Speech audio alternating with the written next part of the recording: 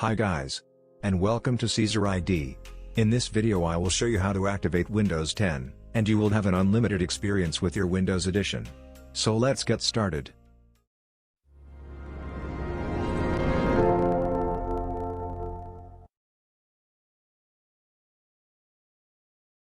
First, you will need to click the Start button. Then click Settings. From here you can click Activation. And then click here, Change Product Key, then enter your license of Windows 10.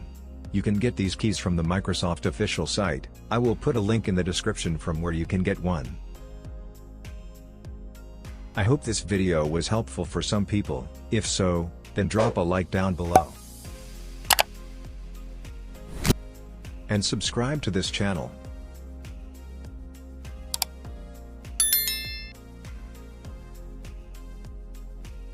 It means the world to me.